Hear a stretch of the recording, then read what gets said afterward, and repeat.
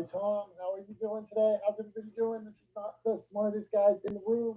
Today we're talking about impact, how you can make an impact.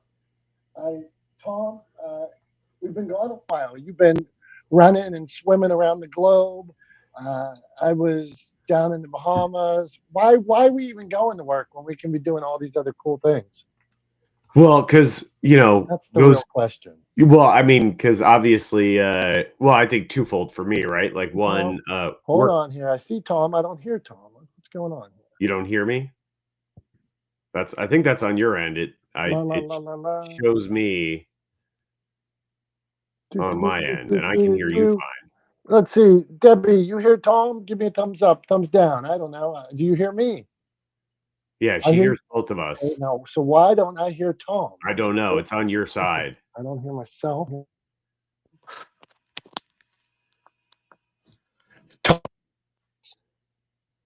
Say it again.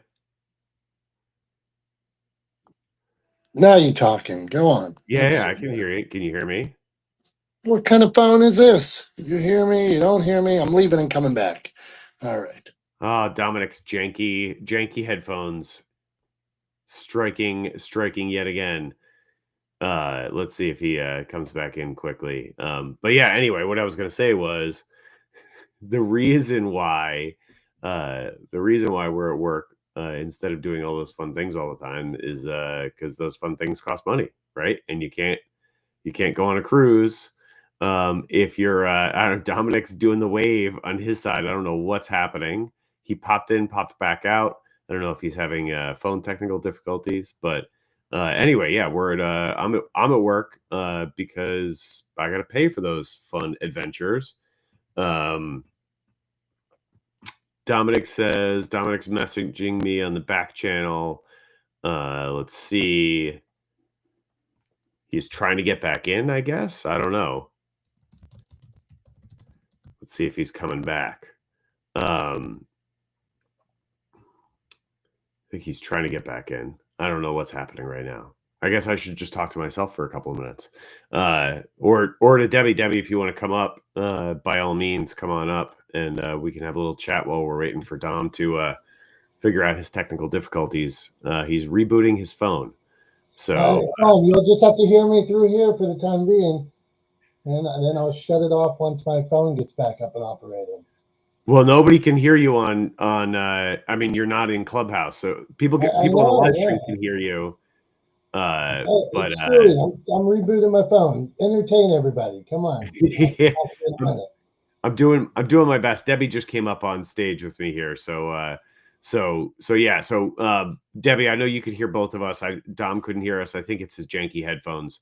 But he's always, he probably got him out of a gumball machine at the supermarket or something, or stole him off of an airline or some other place like that. But yeah. So anyway, this is not the smartest guys in the room, and as you can tell, we're not always the smartest guys in the room because there's only one of us here. The other one is trying to figure out how to work his phone right now. And we got Dominic Damaski coming back in. I've invited him up on stage. I'm surprised he's not automatically up on stage. It says there he goes. We'll make him a moderator. Okay. Dom, can you hear me now? Yes, we do high quality shows here. I can hear you. I can see you, Debbie. We've been off a couple weeks. I guess you should reboot things and like see if everything's working first. But we don't do that. We go live. We go live. We just do it. So what was Debbie saying? I missed it, Tom.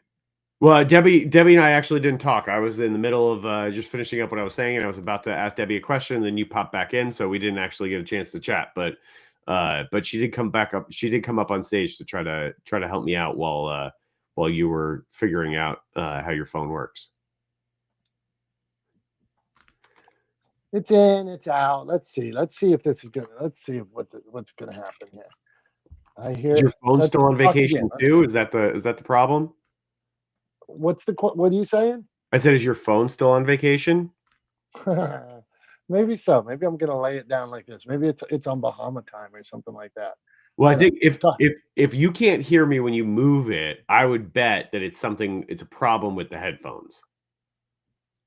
So I think, sometimes when we go out and film bikes and hikes, we got those lapel mics on us and stuff like that. And sometimes afterwards, I'll like wrap the cord up a little bit. And Dave sees me wrapping the cord. And like if it kinks at all, like down by like where it goes in, he will rage on me and like come running over and like take it out of my hand. So maybe I got a kink in my hose or something. So go on. Yeah, well, I mean, that's the thing with like what happens with thin little electronic wires like that, right? Is when you wrap them really tight around something like, and by tight, I mean like in a small, very small loop. Over time, that puts a lot of strain on the wires, and when they come to like connection points, like where the jack goes in and stuff like that, you can end up the wire actually just breaks inside, and it can happen inside of the insulation. You can't even see it, but the wire's broken. So that happens a lot with those, and that's probably why Dave goes crazy on you to stop you from doing that, because those mics are not cheap. Oh, now 3, 2, 1. This is not the smartest guys in the room. How's everybody doing today? Reset, second try. We're back, Tom, Debbie, everybody watching. We've been gone a couple weeks. That means we might do things wrong. We might mess up, but as of right now, you don't know that the first 5 minutes went wrong, even though you're going to hear it. So, had we done this right, this is the energy it would have sounded like. So, Tom, we're talking about making an impact.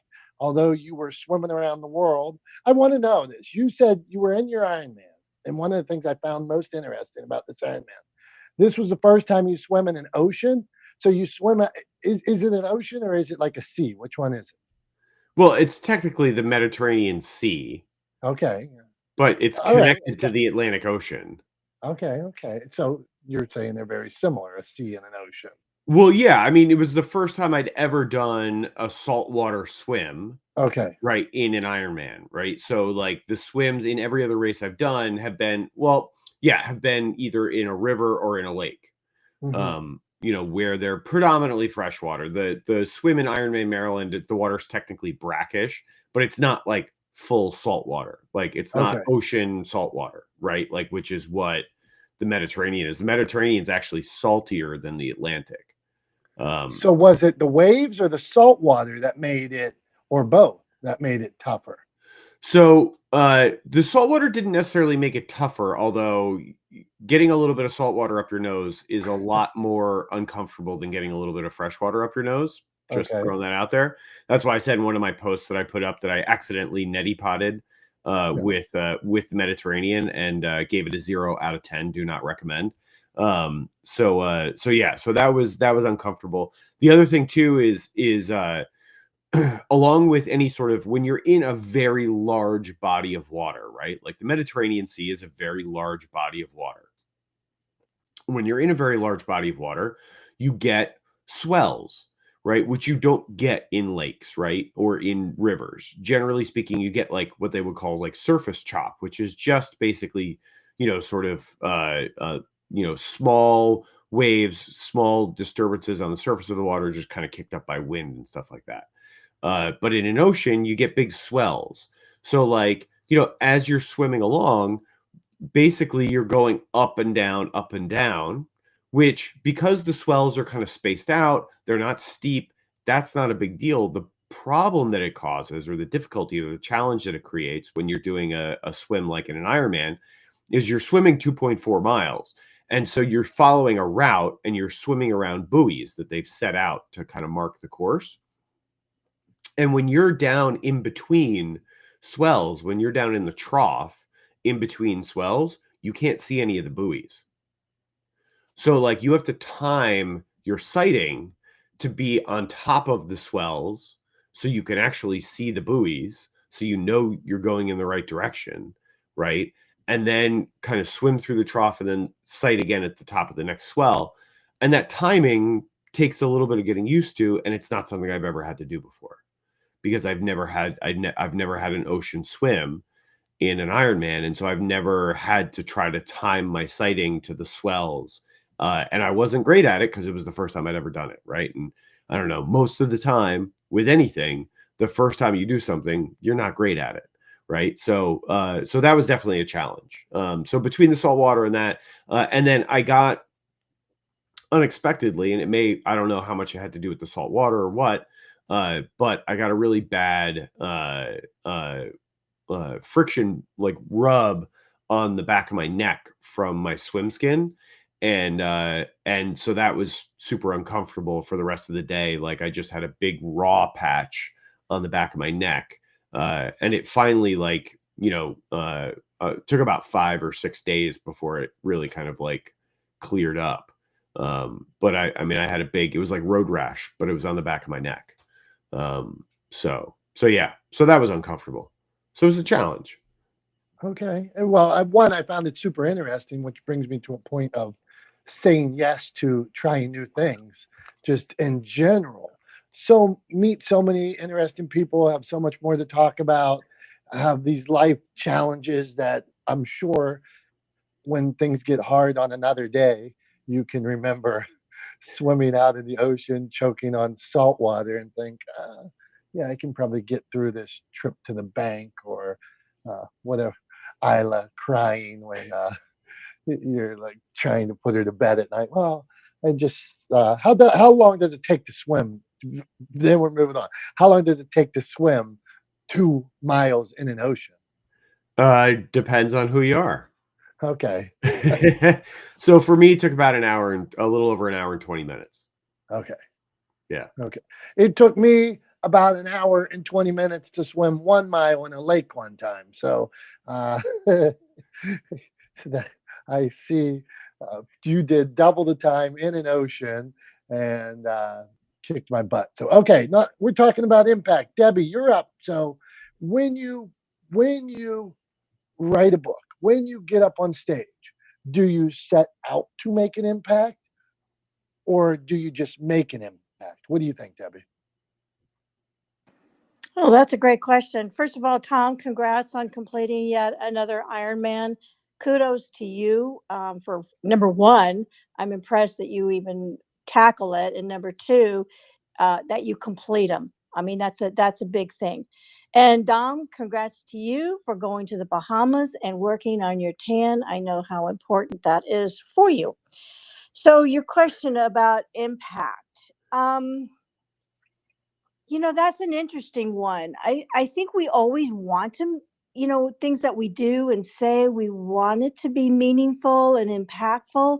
Do I purposely set out that way? No. And I'm going to use this as an example. Most of my posts that I do on social media, they tend to be positive or promoting self-esteem. And, and I've told this to people who have complimented my post that truthfully, I am the first one that needs to see it. So, yes, while I may be trying to want to make an impact for others, I need that message and impact for me just as much as I think maybe somebody else might want it. I don't know if that answers it or not, but I'm landing my plane. Thank you, Debbie. And it appears you have a dog on your lap while you're landing your plane. Somebody that you're making an impact on there as well, right? Yeah, he's not on my lap. He's down below, but yeah, he doesn't like it when I'm not paying attention to him. So, yes, he can be kind of needy. He's a cutie pie, but he can be kind of needy. Well, thank you, Debbie. Thanks for all you do as well. And one day I was on a call and I'm on camera right now with Tom. If anybody's watching live stream, and my dog came down to my office, and it's a pit bull terrier mix, and it's older now. And I'm like, oh, I'll show the dog on camera. And I go to pick the dog up, and it was like, "Meow," and I like must have touched it in the wrong place or like hurt it somehow. And whoever I was talking to was like, you are the worst person ever.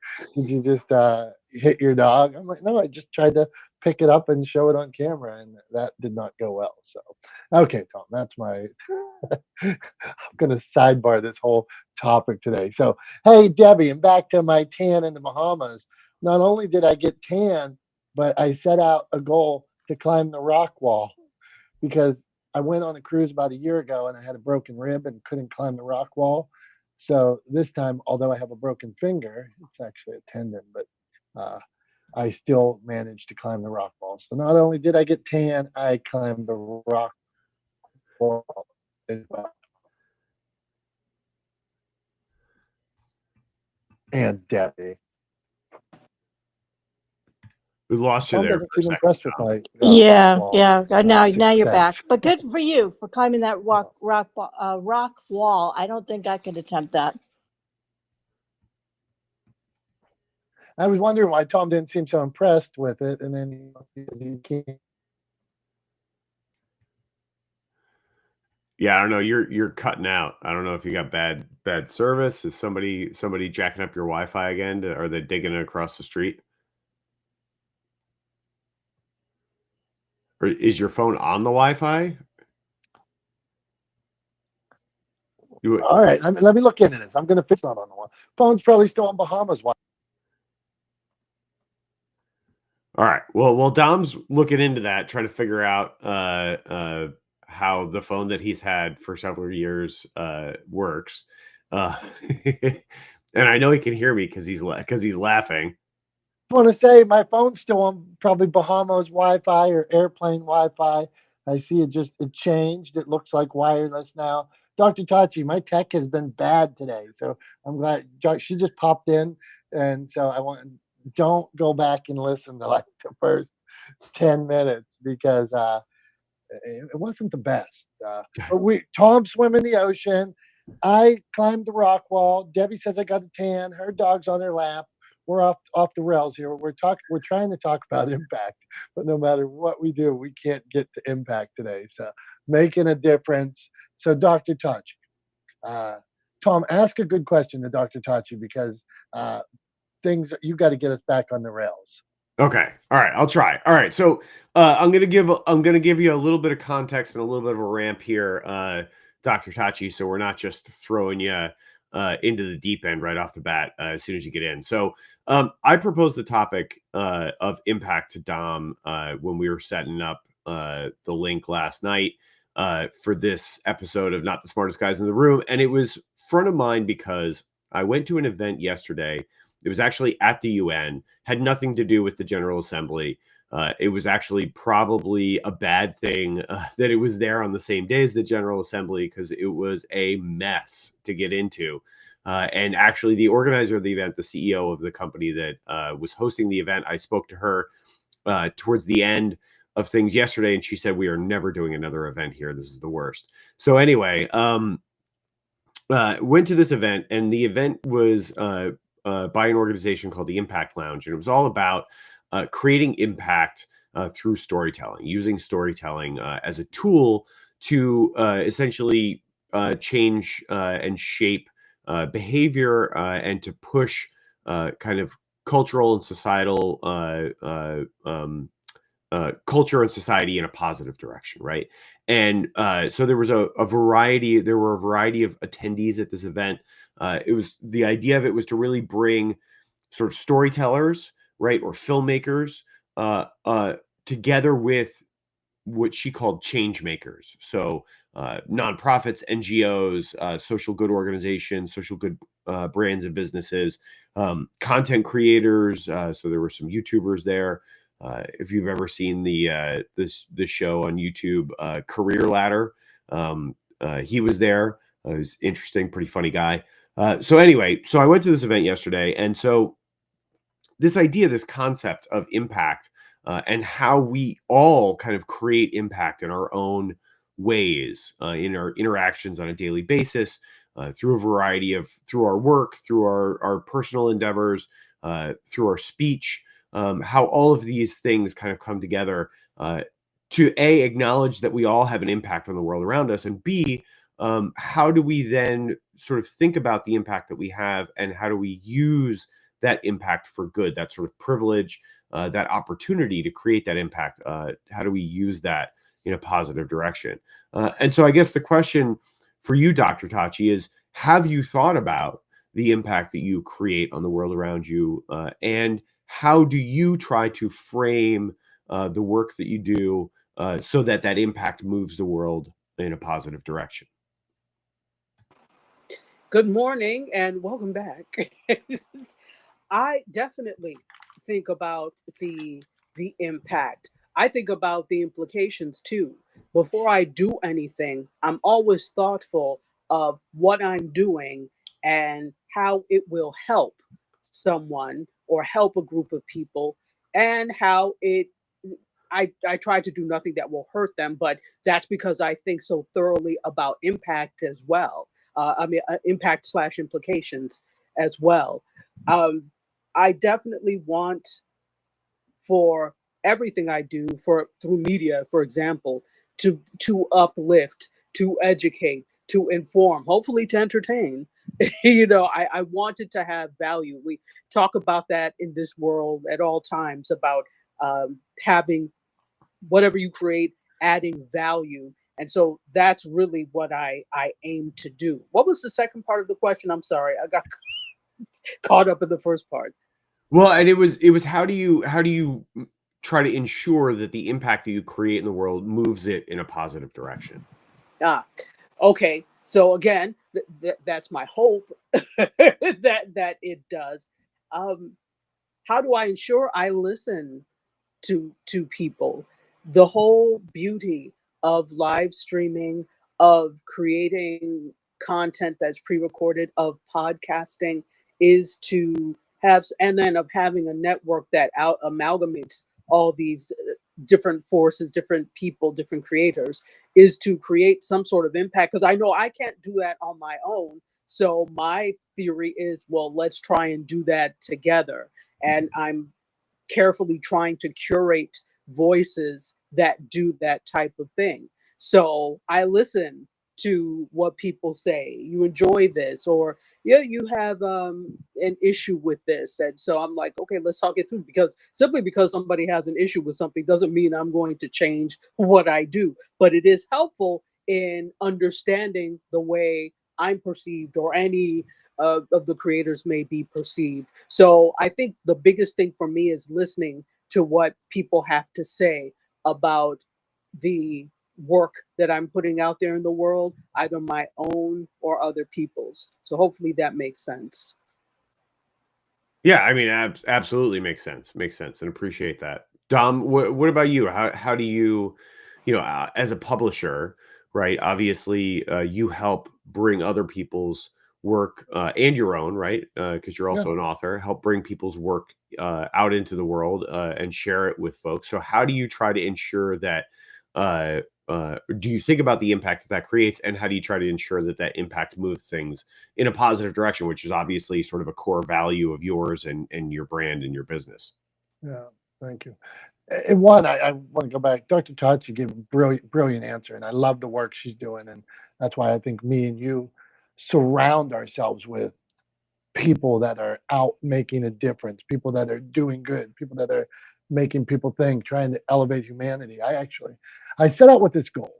I say I try to share inspiration, positivity, and smiles every day. And 20 years ago, people might have thought that was cheesy or nerdy, or this guy's what do they call that? He's too positive. It's corny, something like that. But I set out with this mission: inspiration, positivity, smiles every day. And I figure if I can add one smile to the world, at the end of the day, I win. So I try to keep it sincere. I try to keep that mission pure. So today, if Debbie leaves here, Dr. Tachi leaves, and they like, hey, I was on Not the Smartest Guys today and got something out of it. I smiled. My day is better because of that. Okay, so it started out as me. And so you asked the question about publishing. So first I was like, well, I'll try.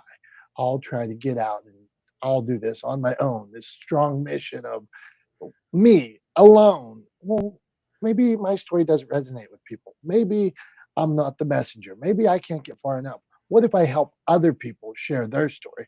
What if I help them share stories that elevate humanity, stories that make a difference, stories that make them want to hold the door open for somebody else? And so that's really the mission became not, no, not me. Let's support people like Dr. Tachi, people like Tom, people like Debbie that are out making a difference. And so I surround myself with those people. I try to keep the mission pure every day. If I can help one more person, that's sometimes to the detriment of money. And I got to watch that I'm still trying to make a living, but it seems that it all works out if I keep my mission pure, stories that elevate humanity. It seems like I'm pretty happy and can also pay the bills too. So that's where I'm at. Yeah, I mean, I like that too. I appreciate that. I think, you know, one of the things you said towards the end there is like, you know, you have to sometimes remind yourself, like, hey, wait, this, I am running a business. I do have bills to pay.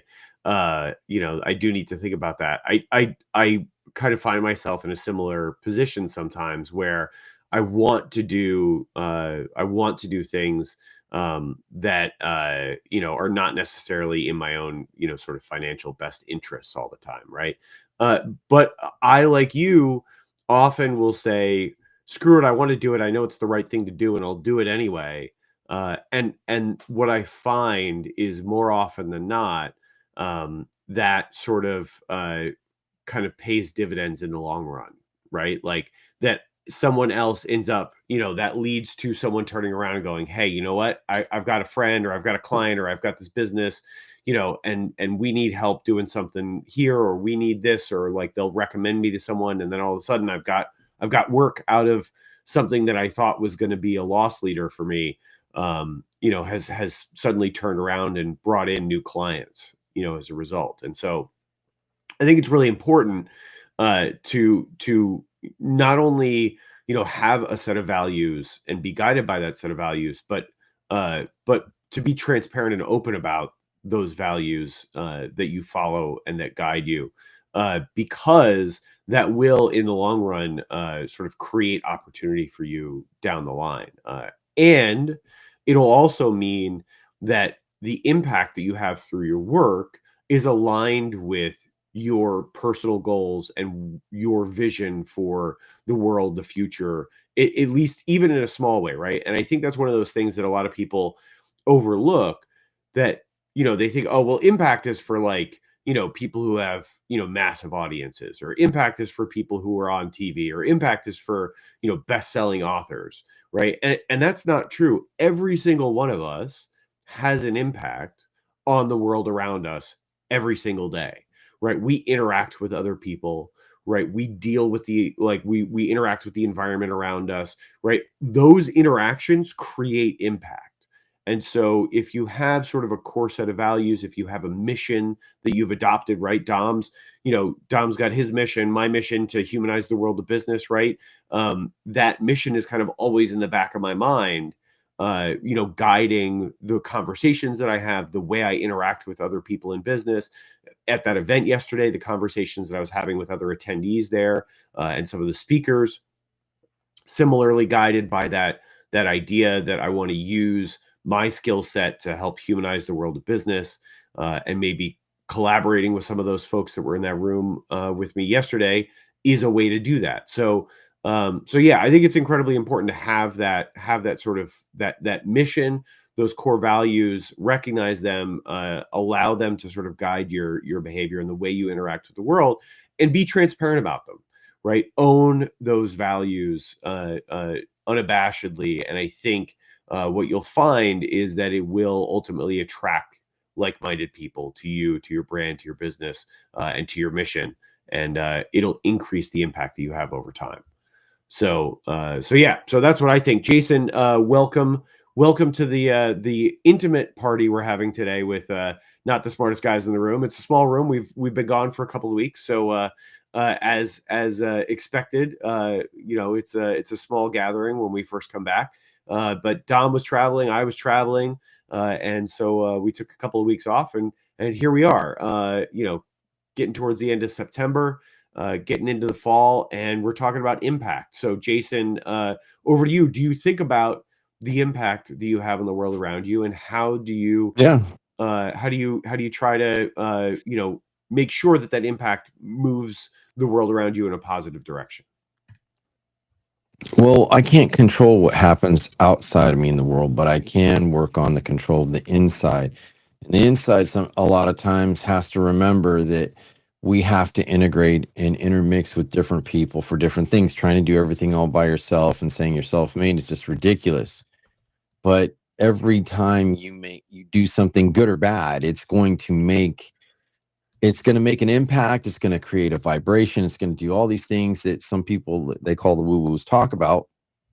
But I really believe that, everything is created, and it's not an accident. Everything happens for a distinct reason beyond my own reasoning. So, whether I'm talking to somebody like, hey, I need to talk to you straight, or whether I'm talking to someone who, let's just say, needs someone to have an endearing ear and empathetic or compassionate, to a degree. It's just like we act so much, but we resolve so little nowadays, it seems like. But the way that I create value is like every time someone's talking to me, I look them in the eye if I can, or I ask them questions exactly about what they're talking about. And that creates a level of harmony and sometimes a level of expansion. So I'll just leave it at that. Good stuff, Jason. Glad to see you again. Glad you're back, man. I was just thinking about this spark and making a difference, and I pulled up a Tupac quote on this. Tupac, we can quote Tupac here. He says, "I am not going to change the world, but I guarantee that I will be the spark in the brain that will change the world." So who knows? You write something, you put out a video. It's this content is out in the world, and you may think you didn't. You may think only one person read that or one person saw it, but maybe it's the person that treats their children a little bit differently because of something you said or did, or a piece of content you come out, and now their child goes on to do great things. So that when you put out a good piece of content, uh, something that can make a difference. It makes a difference for generations and generations. It isn't a one-time thing. That's a positive energy you put out in the world that never stops. All right. Speaking of positive energy, it's that time of day. It's that time of day. Only positive things, only thumbs up ever come from Tom's thumbs. Sometimes it's a thumbs up, sometimes it's a thumbs down. We'll see. It's pop culture, it's things going on. So today, Tom, I was away. I was out on a cruise. I used to think that cruises were like this like secret society or like weird stuff going on, and maybe I'm back in. So I want to know what Tom thinks about cruises and cruise culture. Is it thumbs up or thumbs down? Are they a cult or is it good? All right. Well, so I have some I'll take you on a little bit of a journey. So I've been on 4 cruises. The first cruise I ever went on was with my family. My grandfather took the family on a cruise to Alaska for his wedding anniversary to my step grandmother, and that was years ago. I think I was maybe 21 at the time, so it's quite a while ago, and that was fun because that was purely like I'd never been to Alaska before at that time. And it was kind of an adventure. It was interesting. I'd never been on a cruise before. So it was all sort of new and fun and exciting. And then my first job out of college working in TV was on a television show that took place on a cruise ship. It was actually a dating show called Shipmates, and it was a 3-day or 4-day, depending on which cruise you were on, blind date on a cruise ship. And it was crazy, but because of that, I went on 3 cruises working on that show, and those were on Carnival Cruise Line, and we got to see the sort of inner workings of the cruise ships. Right, we got a little bit behind the curtain, a peek behind the curtain, and my experience on those cruises sort of made me less excited about cruises going forward. Right, so I think what has ended up happening, and part of the cruise culture thing that you were talking about, is like I get going on a cruise when it's all about sort of the destination. I don't get going on a cruise to be on the boat, right? It's sort of like going to one casino in Vegas, right? And and just being trapped in that casino for like 4 days with a whole group of strangers. Like, and that doesn't appeal to me at all. And what I mean by that is, like, when you look at what's happening on the cruise ship, right? During those times when you're just out at sea and you're not in port and you're not getting to do sort of things or going on adventures or checking out new places, it's very Vegas, right? There's shows, there's restaurants, there's bars, there's gambling, right? There's a casino floor, there's shopping, right? All of those things. It is a Vegas casino put on the water, right? When you look at it. And I'm not a big fan of that, right? Like, that does not hold any allure for me. I don't really understand gambling or gaming. It doesn't appeal to me. I don't find it exciting. I've been to Vegas at least a half a dozen times, and I've never even put a quarter in a slot machine. It just doesn't hold any appeal to me. A lot of the sort of the shows and stuff are a lot of like fluff and not a lot of substance, right? Like, it's just a lot of pageantry without without much interest behind it. So after you see it once, you're kind of like, okay, great, I'm over it. It's sort of like the fountains in front of the Bellagio in Vegas. It's like, okay, that was cool for 30 seconds. Now what? Right. So there's a lot of that kind of stuff happening. The restaurants are usually very, very mediocre for the price, right? Like, they're overpriced and kind of under deliver on the food. The buffets are fun for like a day, and then you realize it's like all the same food over and over again, and that kind of loses its appeal, right? So, like, if it was a thing, like, if I could go on a cruise and like only ever spend maximum 24 hours on the boat at a time, right? And the rest of the time was spent, going to different places, experiencing different things, going on excursions, etc. I might be interested in that. But if it's a cruise where the entire thing is about being on the boat, I'm out. That gets a thumbs down, right? And honestly, I don't understand the sort of the culture around that. The idea of like just being on the boat and like having fun on the boat holds no appeal to me. I don't want to like I get that it's fun for other people, right? In the same way that I can understand that some people might think it's really fun to go to Vegas every year, but I don't get it. It's just not for me. It's not my thing. And so not meaning to yuck anybody else's yum here, but like, cruising gets a thumbs down for me. You heard it here. You came out hot against cruises. Now I'm like, what do you call that when somebody's turned around? Like, where after two, you went on four, but after two, I'm coming around on it. Like, I might be joining the cult, and like I go on the ship. There's karaoke. There's shopping. I watched the Steeler game on the last one I was on this past week. So I'm sold. I was in with all these people. I met a guy that became a Steelers fan from Australia. So come on, I don't know, Tom. I don't know if I like this. I think they call it flip-flopping, Tom. I think that's what they call it. They call it growing. I got a message here. Somebody does not like your stance on cruising. They said it was very, very down. A personal message came in hot on cruising. Okay, we're back to impact. We're talking about impact today. Does your message have a cruise? Does your message have a cruise? A cruise does not make a positive impact on Tom. So we're going back. Impact. So in the world, you put out a message and you hope it has an impact. What do you do when I'm going to Dr. Tachi first on this? What do you do if you put out a piece of content that ends up with a negative impact? Like, let's say let's say you said something mean about cruises, like Tom just did, and people get mad at you. What do you do then, Dr. Tachi? How do you deal with it, or should you deal with it? Is it just like, hey, this is my thought, this is my belief, you have your belief, I have my belief. So what do you think about that? You put out a piece of content, whatever it is, and people don't agree with it. That's fine. I mean, That's simple. You cannot agree. That's, I think, what actually makes the world a beautiful place, that we don't have groupthink. Well, there is groupthink, but that people think differently about things and are okay with expressing them. My thing is, whenever I put out a piece of content, I try to do it from the full context of things.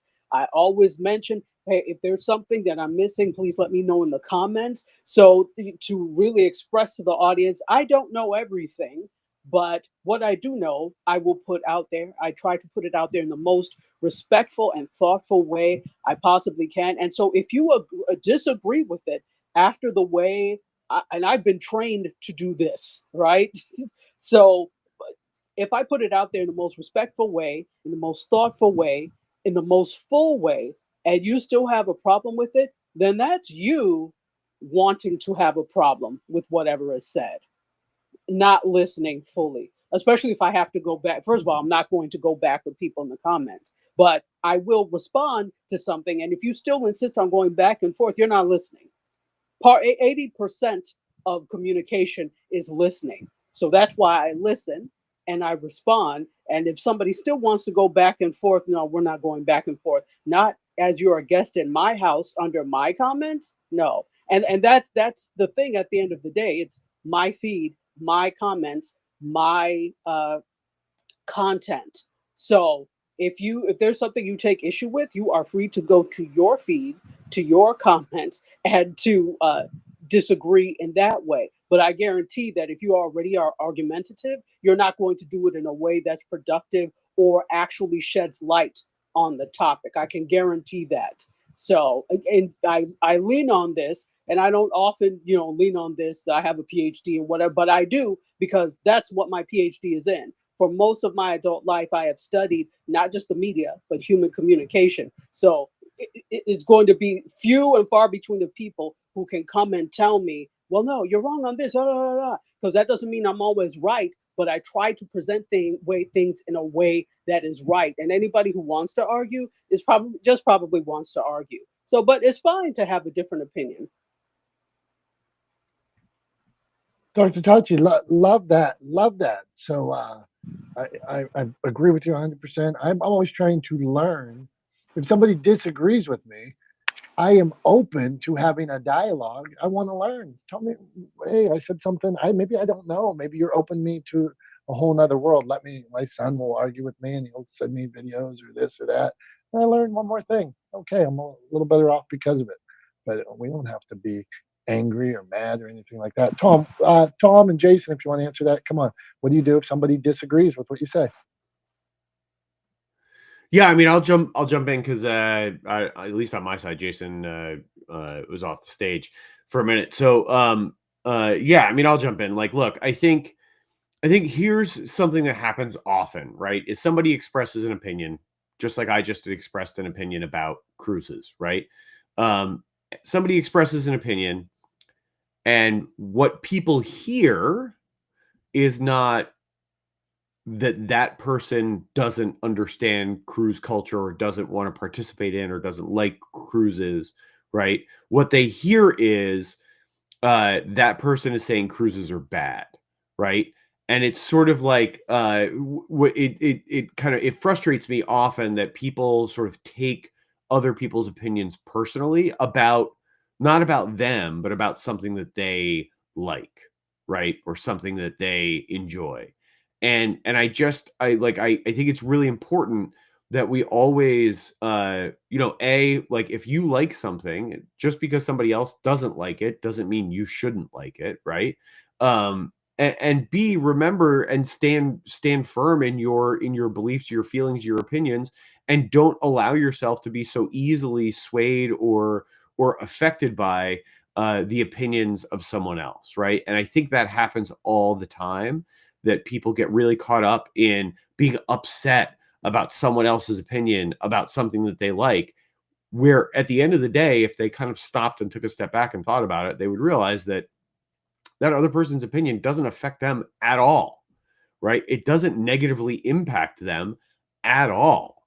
And that they actually have to just take a step back, take a breath, remember that someone else's opinion is just that, someone else's opinion, and they're entitled to it. Just like you're entitled to like cruises and I'm entitled to not like cruises, and that's okay, right? Like, because I don't like cruises, you're not offended. right? I didn't attack people who go on cruises, right? And I didn't say cruises should be outlawed. I just said, I want to go on a cruise. And that shouldn't be upsetting to anybody, right? So I think often people get caught up in their feelings about something they don't like, that someone else doesn't like something that they do like. They get caught up in their feelings about it, and then they forget that actually it's totally okay, right? Like, just like Dr. Tachi said, the first thing she said when you went to her was, she said, okay, yeah, that's all it is. It's okay. It's okay for people to have differing opinions about things. It's okay for some people to like something and other people not to like something. In fact, I would argue, not only is that okay, that's actually a good thing. It's good that we have differences in taste and likes and dislikes. It's what makes the world interesting. If we were all the same, if our opinions and feelings were all homogenous, what a boring place this would be, right? So, like, it's actually good that people have differing opinions. It's good that people have different takes on things and different likes and dislikes. It's a good thing. It makes the world interesting, and we should stop getting so upset about it. Tom, that was a beautiful take, man. I'm glad I have you as a co-host on not the smartest guys in the room. And thanks everybody for being back here today. We were gone a couple weeks, so we're talking about impact today. We talked about cruises. We talked about impact. We talked about my bad microphones earlier on. My Wi-Fi was all screwed up. Who knows what's going on here? Someday I'm gonna get a full lesson on tech. Dr. Tachi and Tom can come sit with me for like a week and set in on things. So, Tom, I think it's time for show and tell because I want to talk about things that I like today. So, you ready for this? Yeah, I'm ready for it. Is it a seashell? Please tell me it's not a seashell from your cruise. No, but I collect a lot of weird things like that. But no, I don't have any. I don't have any current seashells in my house. So Okay, good. I'm going back to my roots here. I said I on the cruise. I watched the Steelers with a bunch of people. I was screaming and yelling. I'm going to show something I've shown before, but in a different way. It's part of my collection. So if you're watching on the live stream, what you have to do to hear about what I'm talking about, otherwise I just have to detail it out, which I try to do in good storytelling form. So today I'm going to show you a terrible towel from the 2006 terrible towel is what we wave in Pittsburgh. This terrible towel is from when we won the Super Bowl in. I'm a Pittsburgh Steeler fan, proud season ticket holder. This is what we take to the games. I will say, I had to schedule my cruise around Steeler home games, and last year I had to schedule a hernia surgery around Steeler home games because I love going to the game. I don't care what anybody else thinks. I waited 20 years for my tickets. If your terrible towel touches the ground, like the worst is if you lose a terrible towel, like you go to a game and you lose one of your favorite towels. So I got one behind me. This one behind me was from 1995. I've shown before. I had to quit taking that to the games because I was scared I was going to drop it and lose it. So I had to move up to 2005 Super Bowl winning terrible towel. So Tom, so you need to get yourself. This is more not a cult. This is better than cruise community. This is my terrible towel that I take to the Steeler game. So that's what you got for show and tell today. I like it. And that's the one you take to the games like this season. You'll be taking that particular Yes, terrible yes. I, towel. I had to retire the other one, and I looked through good terrible towels, and you'll see here 2006 Super Bowl champion. So this is what I take. But like you'll see people dropping them on the way to the end of the game, and people are like, "Ah, you dropped your towel, you jinxed us," and stuff like that. So you really gotta be cautious with your carrying your towel. Yeah, I was gonna say, well, I think you've got quite a collection of them too, right? Like you've got Oh a yeah, you got yeah. a whole bin full of terrible towels. Yeah, and I got pink ones. There's ones like when you go to the games, you can see ones that have like Snoop Dogg on them. There's ones with political parties on them. There's ones with Johnny Cash. I mean, you can find a terrible towel with any representation. And this week they're playing in Ireland, so there will be, Irish themed terrible towels and stuff like that. Yeah, so That is what I got. That's the community I want to be in, besides the cruise community and the community that makes a difference. That's what I got for you, Tom. There you go. I like it. Well, I'm I'm somewhat not that I would pursue this, but I'm a little bit jealous of like sort of your that kind of fandom and that community around the Steelers. And I like in the back of my mind, I'm like, man, it would be fun to make it out there for a game with you one of these years. And kind of experience the whole tailgate and the walk over to the stadium and that whole thing would be a ton of fun.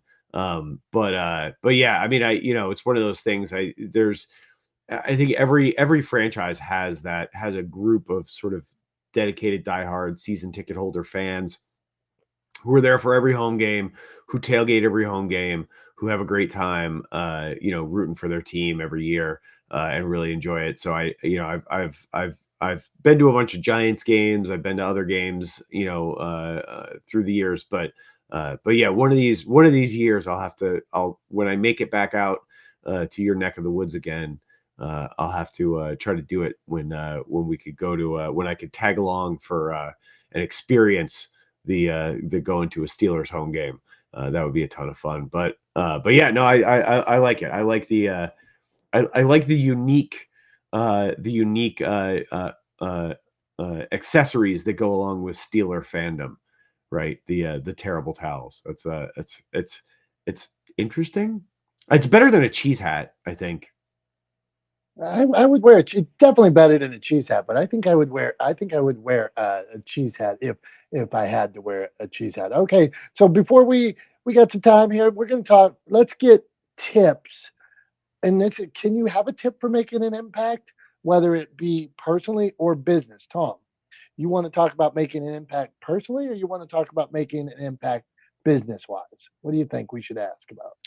I mean, look, I think the two go hand in hand, Okay. right? I mean, I think at the end of the day, like I say often, I don't have the time, the interest, or the energy to try to be anybody else other than who I am, right? And so, whether I'm at work, if I have this hat on, or I'm in Nice, France for an Ironman, like I'm just me. I'm me everywhere I go, every hour of the day. This is who I am.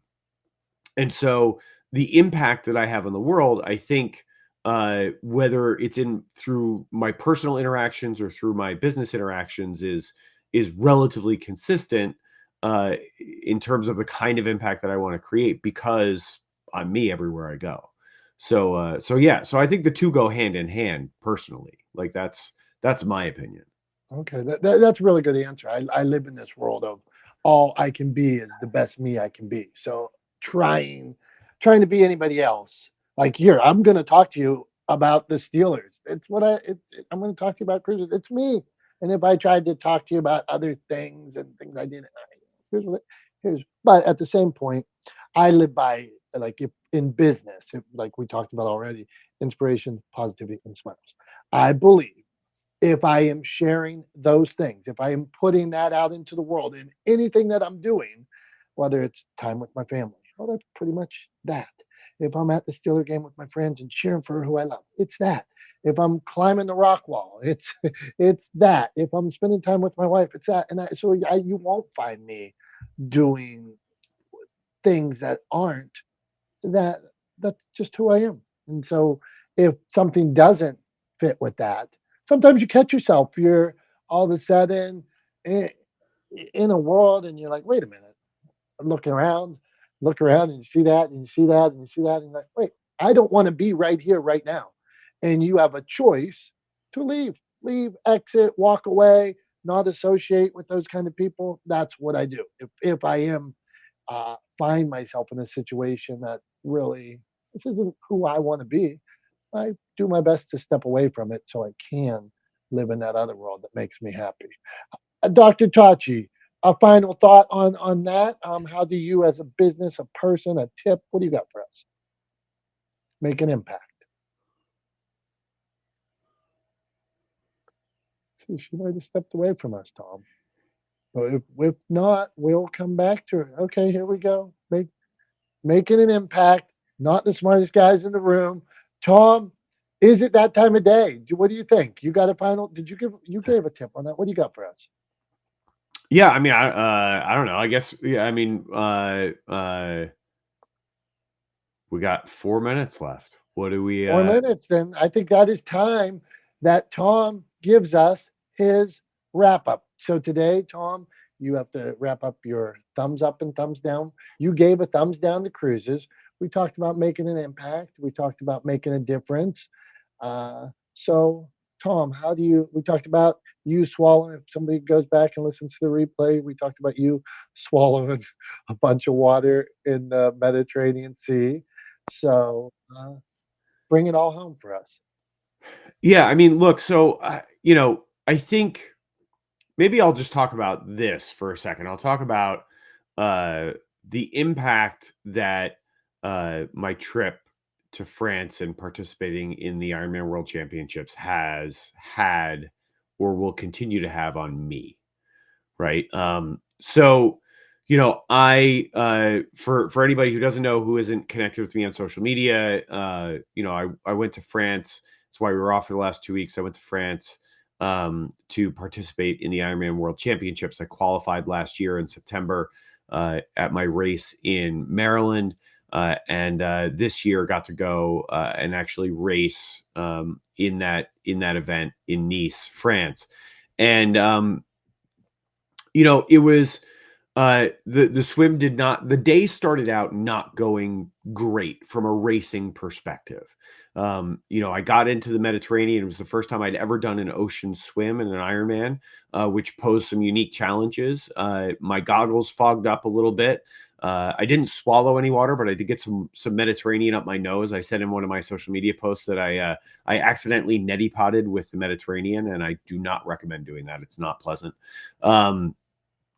But then my goggles also fogged up later in the swim, and I was having some trouble with sighting because I'm not used to swimming in a body of water that has large swells. And so if you don't time your sighting right, when you pick your head up to look and see if you're going in the right direction, you can't see any of the buoys you're looking for because you're down in between two of the swells in the Mediterranean Sea. So that was a challenge. So the swim was difficult. Got out of the water from the swim.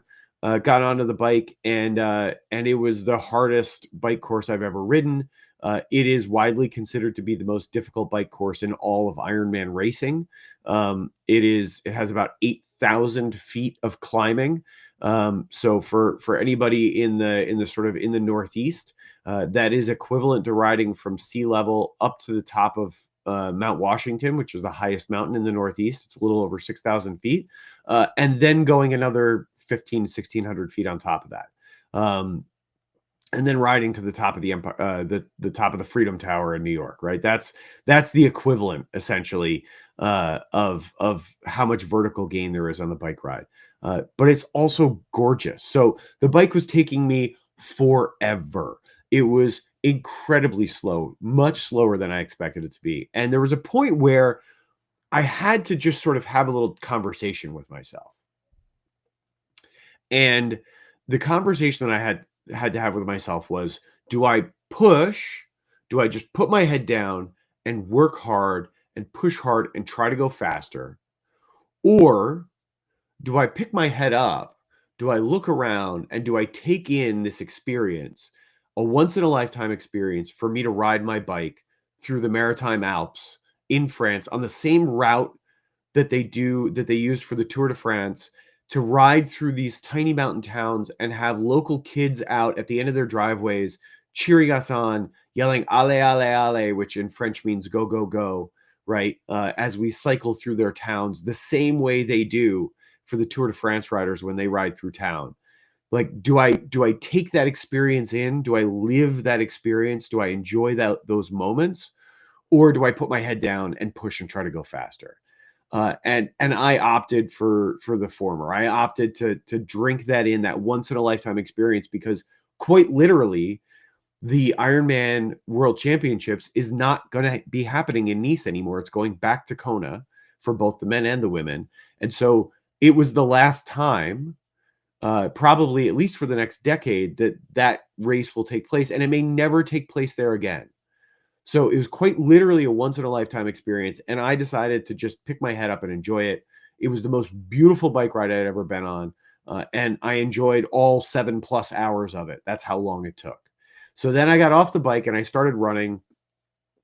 And I wasn't trying to run fast because at that point, my time for the race was already kind of blown up. I wasn't trying to run fast. And I was walking through one of the aid stations and I struck up a conversation with another guy who was walking and he was having some hip trouble. Turned out he was from Ottawa in Canada. So we started talking about Ironman Ottawa that I did in August. And I walked with him for over an hour. We just walked, two strangers walking together on the along the promenade in Nice, just talking about Ironman in the world and our experiences and all kinds of different things for over an hour. And then we got to the last 5K, and I decided, it was the end of the race, and I wanted to run it in. And so I said goodbye to him. His name was Marcel. I said goodbye to Marcel, and I decided to run it in for the last 5K and finish the race running. And so that's what I did. It was the slowest Ironman I've ever done.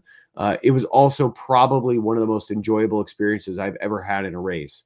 And so what I take away from that, the impact that race will have on me, is that when I choose to do hard things, when I choose to challenge myself, I should always remember to enjoy the experiences that creates for me, right? To enjoy the moments along that journey and not just try to push through to get to the destination, right? That's the impact that race is going to have on me. That's the impact that I will carry with me going forward, is to always remember to pick my head up, to look around, and to make sure I enjoy things. I even quoted Ferris Bueller in one of my social media posts. Life moves pretty fast. If you don't stop and look around every once in a while, you just might miss it.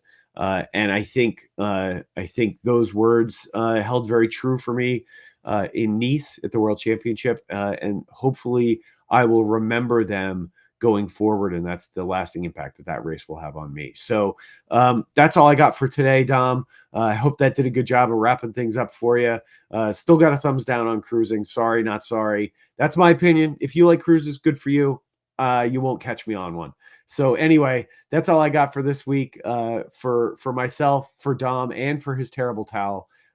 This is not the smartest guys in the room. We appreciate you guys being here with us every week. We appreciate you guys being part of this community, being part of the conversation. We look forward to seeing you again soon. And until then, have a great rest of your week. Have a great weekend. We love you guys. Bye-bye.